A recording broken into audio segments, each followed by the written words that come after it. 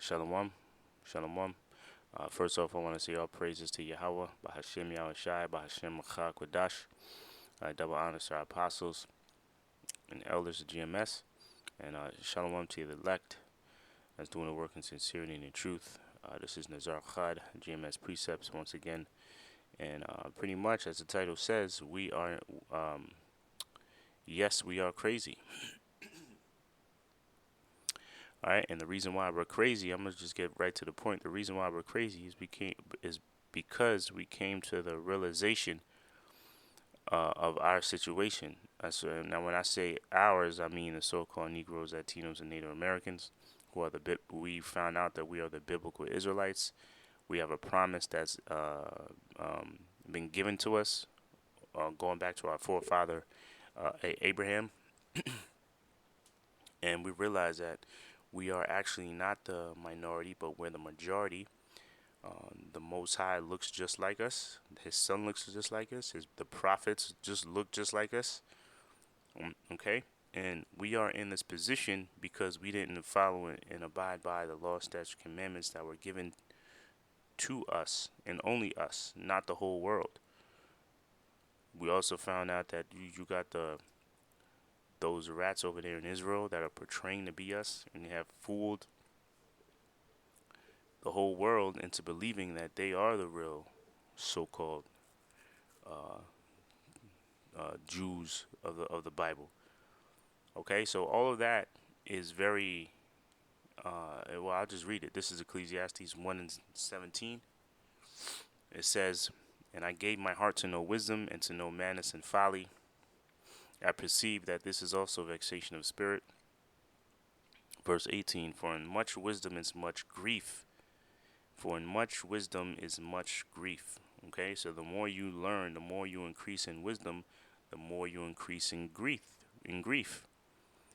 Why? Because of the things I just said. You come to the realization of a lot of things, and that the reason you come to the realization of every Israelite's lifelong answer of why uh, the minorities or the so-called Negroes, Latinos, and Native Americans are in the position that we're in. You also realize that the so-called heroes that were portrayed throughout history, they're not really the heroes, man. They're really the enemy.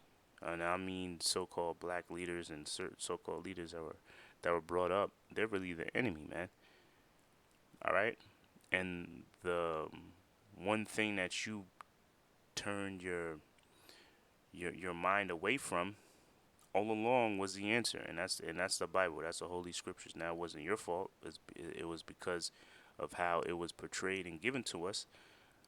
All right. Most people that come in the truth, they didn't follow the Bible. They didn't believe in the Bible, or if they did, they followed it half-assed, right? But that's also depressing. Like, damn, the answers that I was looking for throughout my whole life was actually really in the Bible.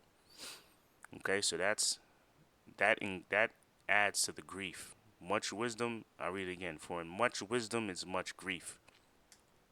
And he that increaseth in knowledge increaseth in sorrow. Okay? So if you can have somebody that has a master's or a doctorate in history and went to school and all this in Esau school system, and if they're not angry, if they didn't come to the realization of the facts and the truth, then they didn't really increase in knowledge. I don't care how long they went to school for. Okay? Okay, because once you know what's going on, once you increase in the fact that the position that the so-called Negroes, Latinos, and Native Americans are, once you find out the truth about that and the reason why we're in that position, that's going to make you very upset. Okay? It's going to make you crazy as well. All right? Just like the next scripture. Matter of fact, let me read that. This is Ecclesiastes 7:7, popular scripture. Surely oppression maketh a wise man mad. So if anybody wants to know why you're so angry, why you're so mad, okay, is why? Because we increase in knowledge. We understand, we realize that, damn, you are the problem, man. It's not our people that's the problem. they like to say that we're the problem in news media and all these movies. They say, oh well, black people's a problem. They kill themselves, but no, it was systematically done by Esau. Okay, for him putting us in the situations that we're in currently. Okay, all right, but this is all a reason. Um, you know, it's all done for a reason. We understand it's done by the Most High as a punishment, but it still makes you very upset and it makes you put you in a depressed state. All right, but the reason we have to go through this is because we have to go in the same route, the same avenue that the Lord took. The Lord was hated. The Lord was considered crazy. The Lord was a fool. Oh, matter of fact, 1 Corinthians 4, it says we are made fools for Yahawashi's sake.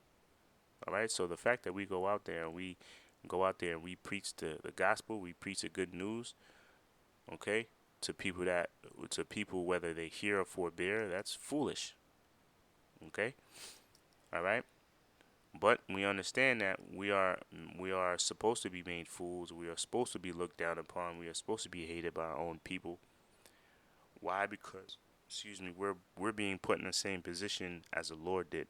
The Lord had to go through everything that we went through, or everything that we're going through, and more, because we necessarily don't have to be crucified on the cross. Now, some of us will be pursuing the Revelation, the second chapter.